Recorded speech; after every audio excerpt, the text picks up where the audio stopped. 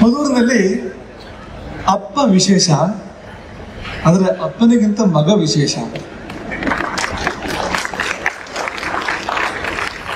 ಎಷ್ಟು ಸ್ವಾರಸ್ಯ ನೋಡಿ. ಮಧೂರಿನಲ್ಲಿ ಅಪ್ಪ ವಿಶೇಷ ಅಂದ್ರೆ ನಮಗೆಲ್ಲ ಗೊತ್ತು. ಅಪ್ಪ ಅಂದ್ರೆ ಕೂಡಲೇ ಬಾಯಲ್ಲಿ ನೀರು ಬರ್ತದೆ, ಮನಸ್ಸಲ್ಲಿ ಭಕ್ತಿ ತುಂಬಿಕೊಳ್ತದೆ, ಹೃದಯದಲ್ಲಿ ಭಕ್ತಿ ತುಂಬಿಕೊಳ್ತದೆ. ಮಧೂರಲ್ಲಿ ಅಪ್ಪ ಅಂದ್ರೆ ಬರೀ ರುಚಿ ಶುಚಿ ಮಾತ್ರ ಅಲ್ಲ, ಅದರಲ್ಲಿ ಗಣಪತಿ ಅನುಗ್ರಹ ಇದೆ.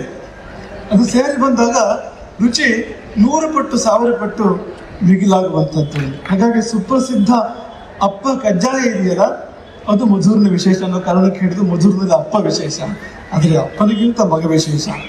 ಯಾಕೆಂದ್ರೆ ಇಲ್ಲಿ ಶ್ರೀಮದ್ ಅನಂತೇಶ್ವರ ಪ್ರಧಾನ ದೇವತೆ.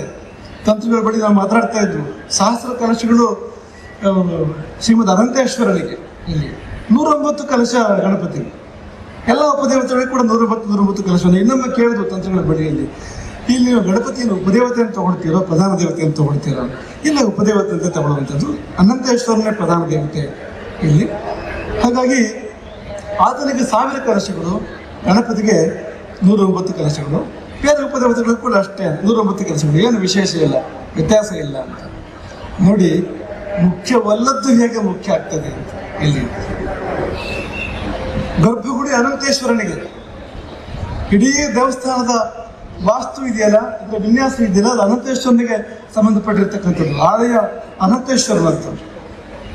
ಗರ್ಭಗುಡಿಯ ಮುಂದೆ ಒಂದು ಮೂಲೆಯಲ್ಲಿ ಗೋಡೆಯಲ್ಲಿ ಒಂದು ಸಣ್ಣ ಜಾಗದಲ್ಲಿ ಗಣಪತಿಯ ಒಂದು ಆವಿರ್ಭಾವ ಆಗಿರ್ತಕ್ಕಂಥದ್ದು. ಆದರೆ ನೋಡಿ, ಎಷ್ಟೋ ಬಾರಿ ಸ್ಥಾನ ಮುಖ್ಯ ಅಲ್ಲ, ಆ ವ್ಯಕ್ತಿತ್ವದ ಹಿರಿಮೆ ಇದೆಯಲ್ಲ, ಅದರಿಂದಾಗಿ ತೂಕ ಹೆಚ್ಚಾಗ್ತದೆ ಅಂತ ಹೇಳುವಂಥದ್ದು ಇದೇ ಕಾರಣಕ್ಕೆ ಹೇಳುವಂಥದ್ದು. ನಮಗೆ ರಾಮಾಯಣದ ನೆನಪಾಗ್ತಿದೆ. ಕೆಲವು ಬಾರಿ ಸ್ಥಾನದಿಂದ ವ್ಯಕ್ತಿಗೆ ಗೌರವ ಅಂತ ಆಗ್ತದೆ. ಅವನ ಕುರ್ಚಿಯಲ್ಲಿ ಕೂತ್ಕೊಂಡಿದ್ದಾನೆ, ಬೇರೆ ದಾರಿ ಇಲ್ಲ, ಕೈ ಮುಗಿಲೇಬೇಕು ಅಂತ. ಹಾಗೆ ತುಂಬ ಜನ ಇರ್ತಾರೆ. ಇನ್ನು ಕೆಲವರು ಹೋಗಿ ಕೂತ್ಕೊಂಡ್ರೆ ಸ್ಥಾನಕ್ಕೆ ಮಹತ್ವ ಬರ್ತದೆ ಅಂತ, ಆ ಕುರ್ಚಿಗೆ ಮಹತ್ವ ಬರ್ತದೆ ಅಂಥವರು ಕೂಡ ಈ ಪ್ರಪಂಚದಲ್ಲಿ ಇರ್ತಾರೆ. ಅಯೋಧ್ಯೆಯ ಅರಮನೆಯಲ್ಲಿ ದಶರಥ ರಾಜ್ಯ ಆಡ್ತಾ ಇರೋ ಸಂದರ್ಭ, ಮಗನಿಗೆ ಹೇಳಿ ಕಳಿಸ್ತಾನೆ ದಶರಥ, ಆಸ್ಥಾನಕ್ಕೆ ಬಾ ಅಂತ ಹೇಳಿ ಕಳಿಸ್ತಾನೆ. ರಾಮ ಬಂದು ಆಸ್ಥಾನಕ್ಕೆ ಬಂದು ತಂದೆಗೆ ಪ್ರಣಾಮ ಮಾಡಿ ತಂದೆ ತೋರಿಸಿದ ಒಂದು ಆಸನದಲ್ಲಿ ಕೂತ್ಕೊಳ್ತಾನೆ.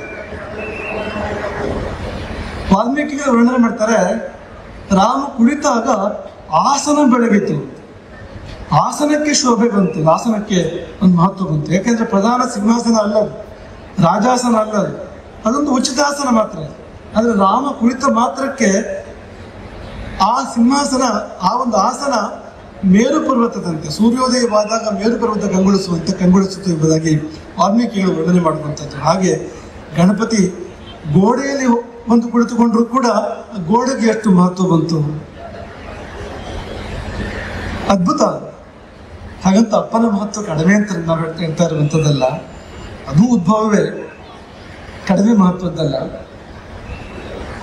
ನಿಮಗೆಲ್ಲ ಗೊತ್ತಿರುವ ಹಾಗೆ ಮದರು ಎನ್ನುವ ಸ್ತ್ರೀ, ನಮ್ಗೆ ಇಂಗ್ಲೀಷಿನ ಬಗ್ಗೆ ಅಂಥ ಒಂದು ಒಲವೇನು ಇಲ್ಲ, ಆದರೆ ಈ ಶಬ್ದದ ವಿಷಯ ಮಾತ್ರ ಸ್ವಲ್ಪ ಒಲವು ಬರ್ತದೆ ಅಂತೆ. ಮದರ್ ಅಂದ್ರೆ ತಾಯಿ ಅಂತ ಆಗ್ತದಲ್ವ ಇಂಗ್ಲೀಷ್ನಲ್ಲಿ.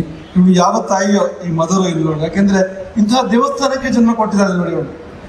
ಅಪ್ಪ ಮಗ ಅನಂತೇಶ್ವರ ಮಹಾಗಣಪತಿ ಇಬ್ಬರಿಗೂ ಜನ್ಮ ಕೊಟ್ಟಿದ್ದಾಳೆ ಅವಳು. ತಂತ್ರಿಗಳನ್ನ ದೇವರು ತಂದೆ ಅಂತ ಹೇಳೋದುಂಟು, ಯಾಕಂದ್ರೆ ದೇವರನ್ನು ಪ್ರತಿಷ್ಠೆ ಮಾಡುವವರು, ದೇವರನ್ನು ಕರ್ಕೊಂಡು ಬಂದು ಕೂರಿಸೋರು ಅನ್ನೋ ಕಾರಣಕ್ಕೆ ದೇವರಿಗೆ ತಂದೆ ಸ್ಥಾನ ಅಂತ ಹೇಳೋದುಂಟು. ಆದರೆ ಇಲ್ಲಿ ದೇವರಿಗೆ ಅತ್ಯಂತ ಮೂಲ ಯಾರಂದ್ರೆ ಆ ಮದರು ಎನ್ನುವ ಒಬ್ಬಾಕೆ ಮಹಿಳೆ ಅಂತ. ಆಕೆ ತಾಯಿ ಸ್ಥಾನದಲ್ಲಿದ್ದಾಳೆ ನೋಡಿ, ಇಡೀ ಕ್ಷೇತ್ರಕ್ಕೆ ತಾಯಿ ಸ್ಥಾನದಲ್ಲಿದ್ದಾಳೆ ಅಂತ ಅದ್ಭುತ ನೋಡಿ. ಈ ದೇವರು ಜೀವಂತ ಅನಂತೇಶ್ವರ ಆದ್ರೂ ಕೂಡ, ಯಾಕೆಂದ್ರೆ ಕತ್ತಿದ್ದ ಹಾಕಿದ್ರೆ ರಕ್ತ ಬರ್ತದೆ ಅಂತ. ಏನು ಅರ್ಥ ಅದಕ್ಕೆ? ಚೈತನ್ಯ ಪೂರ್ಣ ಅದು ಅಂತ, ಜೀವಂತ ಅದು. ಈಗ ತಂತ್ರಿಗಳು ಮಾಡುವುದಾದ್ರೆ ಏನು, ಅಲ್ಲಿ ಜೀವವನ್ನು ತುಂಬಬೇಕು, ಜೀವಕಳೆಯನ್ನು ತುಂಬಬೇಕು, ಅದಿರುವಂಥದ್ದು ಅಂತ ಮಾಡಬೇಕಾದ ಕಾರ್ಯ ಅದೇ ತಾನೇ ಅಂತ. ದೇಹ ಪಂಚಭೂತವಾಗಿರುವಂಥ ಶರೀರ, ಪಂಚ ತನ್ಮಾತ್ರಗಳು ಅಥವಾ ಪಂಚ ಜ್ಞಾನೇಂದ್ರಿಯಗಳು, ಪಂಚ ಕರ್ಮೇಂದ್ರಿಯಗಳು, ಮನಸ್ಸು, ಅಹಂಕಾರ, ಬುದ್ಧಿ, ಮಹತ್ವಗಳು, ಪ್ರಕೃತಿಯ ಇದೆಲ್ಲವನ್ನು ಕೂಡ ತುಂಬಬೇಕಾಗ್ತದೆ ಅವರು. ನಮ್ಮ ಹಾಗೆ ಅಂತ ತಂತ್ರಿಗಳು ಹಾಗೆ ಪ್ರತಿಷ್ಠಾಪನೆ ಮಾಡಿದ ನಂತರ ಈಗ ನಾವು ಊಟ ಮಾಡ್ತೇವೆ, ದೇವರಿಗೆ ನೈವೇದ್ಯ ಬೇಕು. ನಾವು ಸ್ನಾನ ಮಾಡ್ತೇವೆ, ದೇವರಿಗೆ ಅಭಿಷೇಕ ಬೇಕು. ಗಣಪತಿಗೆ ಇಲ್ಲ. ಗಣಪತಿ ಮುಂದೆ ಇನ್ನೊಂದು ಅಭಿಷೇಕದಿಂದ ಇಟ್ಟು ಮಾಡಬೇಕು ಹೊರತು ಈ ಗಣಪತಿಗೆ ಅಭಿಷೇಕ ಮಾಡುವಾಗಿಲ್ಲ. ಮೃಣ್ಮಯ ಗಣಪತಿ, ವಿಶೇಷ ಗಣಪತಿ. ಇಂದು ಅಪ್ಪ ಕಜ್ಜಾಯ ಮಾತ್ರ, ಮತ್ತು ಬೇರೆ ಏನೂ ಇಲ್ಲ ಅಲ್ಲಿ. ಹೀಗೆ ಮನುಷ್ಯರಿಗೆ ನಾವು ಸಾಮಾನ್ಯ ಏನು ಮಾಡ್ತೇವೋ ತಂತ್ರಗಳು ಪ್ರತಿಷ್ಠಾಪನೆ ಮಾಡಿದ ಬಳಿಕ ದೇವರಿಗೆ ಎಲ್ಲವನ್ನು ಕೂಡ ಮಾಡಬೇಕಾಗ್ತದೆ. ಹೇಗೆ ಅದು ಕೂಡ ಅದರ ದಿವ್ಯತೆ ಸೇರಿದೆ ಅಲ್ಲಿ. ಹಾಗೆ ಈ ಕ್ಷೇತ್ರಕ್ಕೆ ಆಕೆ ಒಂದು ಹೆಣ್ಣುಮಗಳು, ಅದು ಯಾವುದೋ ಒಂದು ನಿಮ್ನ ಜಾತಿಗೆ ಸೇರಿರ್ತಕ್ಕಂಥ ಹೆಣ್ಣುಮಗಳು, ಏನು ಯಾವುದೋ ಒಂದು ಅಂದರೆ ದೊಡ್ಡ ಕುಲಕ್ಕೆ ಸೇರಿರ್ತಕ್ಕಂಥವಳು ಅಂತ ಅಲ್ಲ, ಮುಗ್ಧ ಭಕ್ತೆಯವಳು ಅಂತ. ಆಕೆಯಿಂದ ಆಯ್ತಲ್ಲ ಈ ಕಾರ್ಯ ಅಂತ. ಹಾಗೆಯೇ ಈ ಗಣಪತಿ ದೇವರನ್ನು ಕೂಡ ಯಾರು ತಂದಿಟ್ಟಿದ್ದು ಗಣಪತಿ ದೇವರನ್ನ ಇಲ್ಲಿ ಅಂದರೆ ಅದು ಕೂಡ ಇನ್ನೊಂದು ಮುಗ್ಧ ಭಕ್ತಿ. ಮುಗ್ಧ ಭಕ್ತಿ ಇದ್ದರೆ ನೋಡಿ, ವೇದ ಮುಖ್ಯ, ಶಾಸ್ತ್ರಗಳು ಕೂಡ ಮುಖ್ಯ, ಆದರೆ ಭಕ್ತಿಗೆ ಅದರದ್ದೇ ಆದ ಪ್ರಾಮುಖ್ಯ ಇದೆ. ಈಗ ನೀವು ಆಗಮ ಪ್ರಕಾರ, ವಾಸ್ತು ಪ್ರಕಾರ ಕೂರಿಸ್ಲಿಕ್ಕೆ ಆಗ್ತದೆ ಗಣಪತಿಯನ್ನು, ಆಗುತ್ತೆ ಅಂತ ಅಂದರೆ ಶಾಸ್ತ್ರ ಇಲ್ಲ. ಆದರೆ ಭಕ್ತಿಗೆ ಮಹತ್ವ ಇದೆ ಅಂತ. ಭಕ್ತಿ ಅದನ್ನು ಮೀರಿ ನಿಲ್ತದೆ ಎಷ್ಟೋ ಬಾರಿ ಅಂತ. ಹಾಗಾಗಿ ಒಂದು ಮಗು ಚಿತ್ರ ಬರೆದ್ರೆ ಚಿತ್ರಕ್ಕೆ ಜೀವ ಬಂತು, ಅಪ್ಪ ಕಜ್ಜಾಯ ತಿಂದು ಅದು ಬೆಳೀತು, ಅಪ್ಪ ಸೇವನೆ ಮಾಡಿ ಅಷ್ಟೆತ್ತರಕ್ಕೆ ಅದು ಬೆಳೀತು. ಎಷ್ಟೆತ್ತರಕ್ಕೆ ಬೆಳೀತು ಅಂದರೆ ಕ್ಷೇತ್ರವನ್ನು ಮೀರಿ ನಿಂತು, ತನ್ನ ತಂದೆಯನ್ನೇ ಮೀರಿ ನಿಂತು ಪ್ರಪಂಚ ಮುಖಕ್ಕೆ ಮಹಾಗಣಪತಿಯಾಗಿ ಪ್ರಕಟಗೊಂಡಿತ್ತು. ಕೋಟ್ಯಂತರ ಭಕ್ತರಿಗೆ ಆಶೀರ್ವಾದ ಮಾಡಿತ್ತು. ಅದೆಷ್ಟೋ ಲೆಕ್ಕವಿಲ್ಲದಷ್ಟು ಕಾರಣಕೆಗಳು, ಘಟನೆಗಳು ನಡೆದು ಹೋದವು ಅಂತಂದರೆ ಭಕ್ತಿಯ ಮಹತ್ವ ಏನು ಅಂತ ನೋಡಿ. ಈಗ ನಾವು ಈ ಕೊರಗ ಸಮಾಜದ 6 ಮಂದಿಗೆ ಇಲ್ಲಿ ಆಶೀರ್ವಾದವನ್ನು ಕೊಟ್ಟೆವು. ಇದು ಅದೇ ತರಹದ ಮುಗ್ಧ ಭಕ್ತಿ, ಅದೇ ತರಹದ ಮುಗ್ಧ ಭಕ್ತಿ. ಏನು ಈಗ ಪ್ರಶ್ನೆಗಳು ಬರ್ಬೋದು, ಯಾಕಪ್ಪ ಇಲ್ಲಿ ತುಂಬ ದೊಡ್ಡ ದೊಡ್ಡ ಸೇವೆಗಳನ್ನು ಮಾಡಿದವರಿದ್ದಾರೆ, ಈ 6 ಮಂದಿ ಕೊರಗರನ್ನು ಕರೆದು ಸನ್ಮಾನ ಮಾಡುವರು ಯಾಕೆ? ಬೇರೆ ಯಾರು ಸೇವೆ ಮಾಡಲಿಲ್ವ ಅಂದರೆ, ಹೌದು, ನೀವು ಸಾವಿರಾರು ಕಾರ್ಯಕರ್ತರ ಸೇವೆ ಮಾಡ್ತಾ ಇದ್ದೀರಿ, 5,000 ಮಂದಿ ಕಾರ್ಯಕರ್ತರು ಕೆಲಸ ಮಾಡ್ತಾ ಇದ್ದೀರಿ ಅಂತ ನಾವು ಕೇಳಿದ್ದೀವಿ. ಆ ಎಲ್ಲ ಕಾರ್ಯಕರ್ತರ ಪರವಾಗಿ ಅವರಿಗೆ ಕೊಟ್ಟಿರುವಂಥ ಆಶೀರ್ವಾದ ಬೇರೆ ಭಾವಿಸ್ಬೇಕಾಗಿಲ್ಲ. ಅಷ್ಟೂ ಮಂದಿ ಕಾರ್ಯಕರ್ತರು, ಅಷ್ಟೂ ಮಂದಿ ಇಲ್ಲಿ ಸೇವೆ ಮಾಡಿರ್ತಕ್ಕಂಥವ್ರು ಎಲ್ಲರ ಪರವಾಗಿ ಕೊಟ್ಟಿದ್ದು ಯಾರಿಗೆ ಅಂದರೆ, ಅತ್ಯಂತ ತುದಿಯಲ್ಲಿ, ಕೊಟ್ಟ ಕೊನೆಯಲ್ಲಿ ಆಚೆಗೆ ಯಾರು ನಿಂತ್ಕೊಳ್ತಾರೋ ಅಂಥವ್ರಿಗೆ ಇಲ್ಲಿ ಕರೆದು ಆಶೀರ್ವಾದ ಕೊಡುವಾಗ ಅಲ್ಲಿವರೆಗೂ ಮುಟ್ಟಿತ್ತದ್ದು ಅಂತ. ಮದುವೆಯವರು ಎಲ್ಲರಿಗೂ ಸೇರಿದ್ರು, ಯಾರಿಗೂ ಬಾಕಿ ಆಗಲಿಲ್ಲ ಅಂತ. ಅದು ಒಂದು. ಮತ್ತು ಇನ್ನೊಂದು, ಅವರಿಗೆಲ್ಲ ಆಶೀರ್ವಾದ ಮಾಡಬೇಕಾ ಗುರುಪೀಠದಿಂದ ಅಂದರೆ, ಆಯಿತು, ದೇವರ ಪ್ರತಿಷ್ಠಾಪನೆಗೆ ಮೂಲವೇ ಒಂದು ಮದರು ಎನ್ನುವ ಒಂದು ಅತ್ಯಂತ ನಿಮ್ಮ ಜಾತಿಗೆ ಹೇಳಿರ್ತಕ್ಕಂಥ ಒಂದು ಸ್ತ್ರೀ ಆಗಿರುವಾಗ ಇಲ್ಲಿ ಯಾಕಂತ ಆಲೋಚನೆ ಮಾಡಬೇಕು.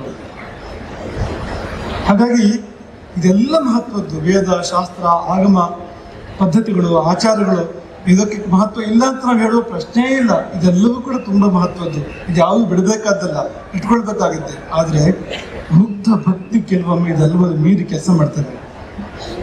ಅದೇ ಶಾಸ್ತ್ರ ಆಗ್ತದೆ, ಅದೇ ಭೇದ ಆಗ್ತದೆ. ಹಾಗಾಗಬಹುದು ಅನ್ನೋದಕ್ಕೆ ಈ ಕ್ಷೇತ್ರ ಬಹುದೊಡ್ಡ ಉದಾಹರಣೆ ಎಂಬುದಾಗಿ ನಾವು ಭಾವಿಸ್ತೇವೆ. ಹಾಗಾಗಿ ಈ 6 ಮಂದಿ ಮುಗ್ಧರು ಅವರು 300 ಬುಟ್ಟಿಯನ್ನು ಹೆಣೆದು ಕೊಟ್ಟರಂತೆ.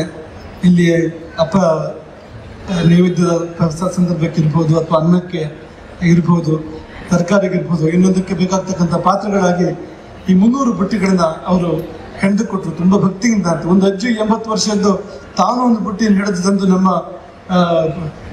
ಈ ಸಂಯೋಜನೆ ಮಾಡ್ತಾ ಇದ್ದ ಕಾರ್ಯಕರ್ತರು ಮನೆಗೆ ತಂದು ಕೊಟ್ಟಿದ್ದೆ. ನನ್ನೊಂದು ಸೇವೆ ಇರಲಿ ಗಣಪತಿಗೆ ಎಂಬ ಭಾವ ಆ ಅಜ್ಜಿಗೆ. ಈ ಭಕ್ತಿ ತುಂಬ ಮುಖ್ಯ. ಇನ್ನೊಂದು ಮಾತಿಗೆ ಸಮಯದಲ್ಲಿ ನಾವು ಹೇಳಬೇಕು, ಈ 6 ಮಂದಿ ಮುಗ್ಧ ಕೊರಗರಿಗೆ ಸನ್ಮಾನ ಮಾಡಿದ ಸಂದರ್ಭದಲ್ಲಿ ನಾವು ಹೇಳಬೇಕಾಗಿರೋದೇನೆಂದರೆ, ನಮ್ಮನ್ನು ಪುನಃ ಪರಂಪರೆಯಿಂದ ನಾವು ಕಾಪಾಡಿಕೊಳ್ಬೇಕು.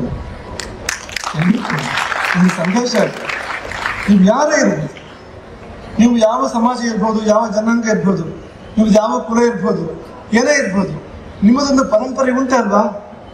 ಈ ಒಂದು ದೊಡ್ಡ ಪರಂಪರೆಗೆ ವಾರಸುದಾರರು ನೋಡಿ, ಅದನ್ನು ನೀವು ಬಿಡಬಾರದು, ಅದನ್ನು ನೀವು ಪರಿಪಾಲನೆ ಮಾಡಬೇಕು. ನಿಮ್ಮ ಅಪ್ಪ ಅಜ್ಜಂದಿರು, ತಾತ ಮುತ್ತಾದಂದಿರು ಅವರು ಹೇಗೆ ಹೇಳ್ತಾ ಇದ್ರು, ಹೇಗೆ ಮಲಗ್ತಾ ಇದ್ರು, ಏನನ್ನು ಆಚರಿಸ್ತಾ ಇದ್ರು, ಯಾವ ಹಬ್ಬಗಳಿಗೆ ಯಾವ ಆಚರಣೆಗಳು ಅವ್ರದ್ದಿದ್ವು, ನೀವು ಬಿಡಬಾರ್ದು. ಬಿಟ್ಟ ಕೂಡ ನೀವು ಬೇರೆ ಆಗ್ತೀರಿ, ಬೇರಿನಿಂದ ಬೇರೆ ಆಗ್ತೀರಿ. ಬೇರೆ ಆಗ್ತೀರಿ ಅಂದರೆ, ಒಂದು ಕೊಂಬೆ, ಒಂದು ಎಲೆ ಬೇರಿನಿಂದ ಬೇರೆ ಆದರೆ ಏನಾಗ್ತದೋ ಅದಾಗ್ತೀರಿ. ನೀವು ಜೀವನ ಮಳಿಗೆ ಹೋಗ್ಬೋದು. ಜೀವನ ನಿಸ್ಸತ್ವ ಆಗ್ಬೋದು. ಹಾಗಾಗಿ ನಾವೆಲ್ಲರೂ ಕೂಡ, ನಮಗೂ ನಮ್ಮ ಹಿಂದೆ ಒಂದು ಪರಂಪರೆ ಇದೆ, ನೀವೆಲ್ಲರಿಗೂ ಒಂದೊಂದು ಪರಂಪರೆ ಇದೆ ನಮ್ಮ ಹಿಂದೆ ಅಂತ. ನೀವು ಅದನ್ನು ಬಿಡಬಾರ್ದು. ನೀವು ಆ ಪರಂಪರೆ ಬಿಟ್ಟು ಇನ್ಯಾವುದೋ ಒಂದು ಚಿತ್ತಾಕರ್ಷಕ ಅನ್ನೋ ಕಾರಣಕ್ಕೆ, 4 ಕಾಸು ಸಿಗ್ತದೆ ಅನ್ನೋ ಕಾರಣಕ್ಕೆ ಅದರ ಹಿಂದೆ ಹೋದರೆ ನೀವು ನಿಮ್ಮ ಹಿನ್ನೆಲೆ ಕಳ್ಕೊಡ್ತೀರಿ, ನಿಮ್ಮ ಇತಿಹಾಸ ಕಳ್ಕೊಡ್ತೀರಿ. ಒಂದು ಕಟ್ಟಡ ಪಂಚಾಂಗವನ್ನು ಕಳ್ಕೊಂಡಂತೆ ಆಗ್ತದೆ ಅಂತ. ಹಾಗಾಗಿ ಈ ಸಂದರ್ಭದ ಸಂದೇಶ ಏನಂದ್ರೆ, ನಾವೆಲ್ಲರೂ ಕೂಡ, ಪ್ರತಿಯೊಬ್ಬರು ಕೂಡ ನಮ್ಮ ಕುಲಾಚಾರವನ್ನು ನಾವು ಇಟ್ಕೊಳ್ಬೇಕು. ನೋಡಿ, ಅವರು ಈಗಲೂ ಕೂಡ ಎಂಜಿನ ಬಳ್ಳಿ ಅದನ್ನು ತಂದು ಅದರಿಂದ ಒಂದು ಬುಟ್ಟಿ ಹಣಿಯುವಂಥದ್ದು ಇಟ್ಕೊಂಡಿದ್ದಾರೆ ನೋಡಿ ಅವರು. ಪಾಪ ಅವರಿಗೆ ನಿಮ್ಮೆಲ್ಲರ ಹಾಗೆ ಅಂತ ಟಾಕುಟಿಕನ್ನ ಬಟ್ಟೆ ಹಾಕ್ಲಿಕ್ಕೆ ಬರದೇ ಇರ್ಬೋದು, ಇಂಗ್ಲಿಷ್ ಮಾತಾಡ್ಲಿಕ್ಕೆ ಬರದೇ ಇರ್ಬೋದು, ಸಂಸ್ಕೃತ ಮಾತಾಡ್ಲಿಕ್ಕೂ ಬರದೇ ಇರ್ಬೋದು, ಏನು ತೊಂದರೆ ಇಲ್ಲ. ಆದ್ರೆ ಅವರಿಗೆ ಬುಟ್ಟಿ ಹಿಡಿಲಿಕ್ಕೆ ಬರ್ತದೆ, ನಿಮಗೆ ಯಾರಿಗೂ ಬರೋದಿಲ್ಲ, ನಿಮಗೆ ಯಾರಿಗೂ ಬರೋದಿಲ್ಲ. ಆ ಬುಟ್ಟಿ ಹೆಣ್ಣು ಕೊಡ್ಲಿಕ್ಕೆ ಅವರೇ ಬೇಕಾಯ್ತು. ಇಷ್ಟೆಲ್ಲ ಸೇವೆ ಮಾಡಿದವರು ಇದ್ದಾರೆ, ಮಾಡ್ತಾರವ್ರು ಇದ್ದಾರೆ, ಮಾಡುವಂಥವ್ರು ಇದ್ದಾರೆ. ಆದ್ರೆ ಗಣಪತಿ ಆ ಬುಟ್ಟಿಗಳನ್ನ ಅವರ ಕೈಯಿಂದ ಹಿಡಿಸಿ ತಗೊಳ್ಬೇಕಾದ್ರೆ ಒಂದು ದೃಷ್ಟಿ, ಅನುಗ್ರಹದ ದೃಷ್ಟಿ ಅವ್ರ ಮೇಲೆ ಹರಿದಿರ್ಬೇಕಲ್ವಾ, ಒಂದು ಆಶೀರ್ವಾದ ಅವ್ರ ಮೇಲೆ ಉಂಟಾಗಿರ್ಬೇಕಲ್ವಾ ಅಂತ, ಅದರ ಪ್ರತೀಕ ಅದು ಎಂಬುದಾಗಿ ನಾವು ಈ ಸಮಯದಲ್ಲಿ ನೆನಪಿಸಿಕೊಂಡು ಬರ್ತದ್ದು. ಅದ್ಭುತವಾದ ಕಾರ್ಯಕ್ರಮ ಇಲ್ಲಿ ಸಂಪನ್ನವಾಗ್ತಾ ಇದೆ.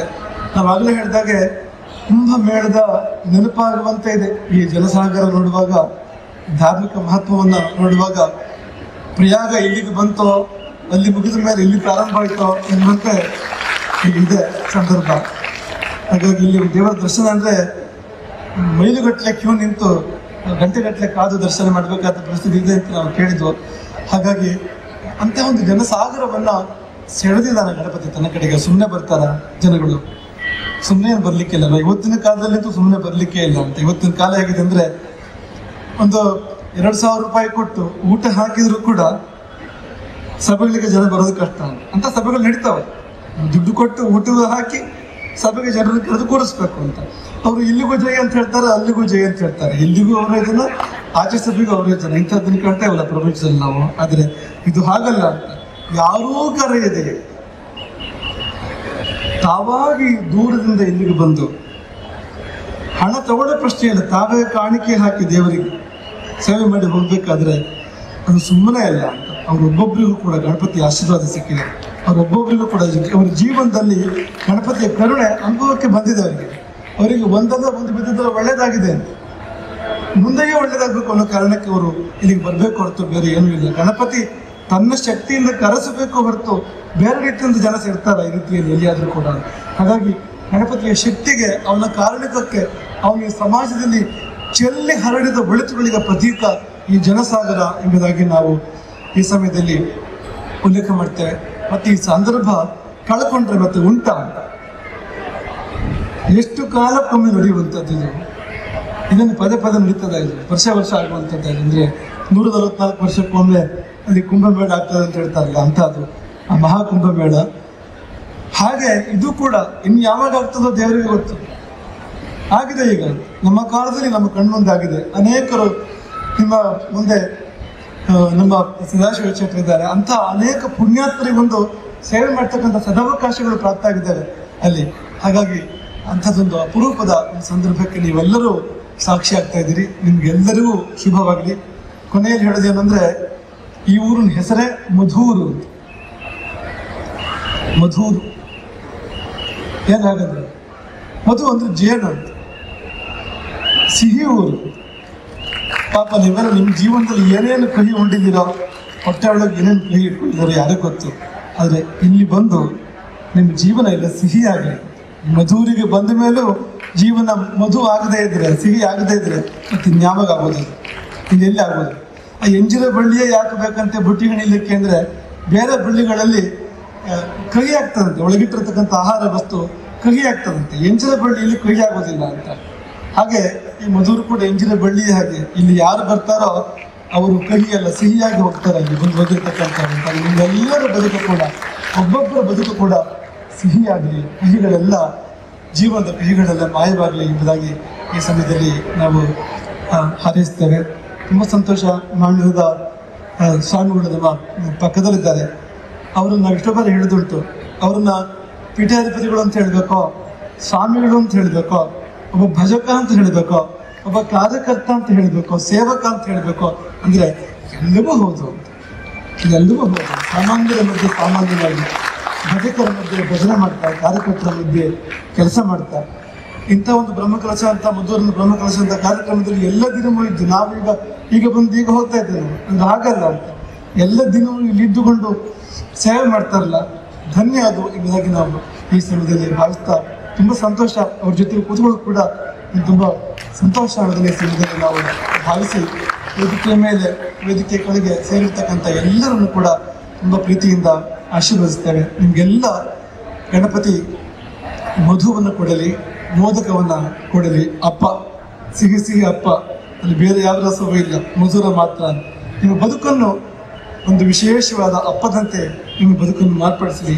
ಎಲ್ಲರಿಗೂ ಹೊಳಿತಾಗಲಿ ಅಂತ ಪುಣ್ಯಾಗ್ತದೆ. ಹರೇ ರಾಮ. गोकर्ण मंडलाधीश्वर श्री जगत सिंहराज श्रीमद राघवेश्वर भारती स्वामी महाराज की. ಪರಮ ಪೂಜ್ಯರಿಗೆ ಸಾಷ್ಟಾಂಗ ಪ್ರಣಾಮಗಳನ್ನು ಸಲ್ಲಿಸ್ತಾ ಇದ್ದೇವೆ.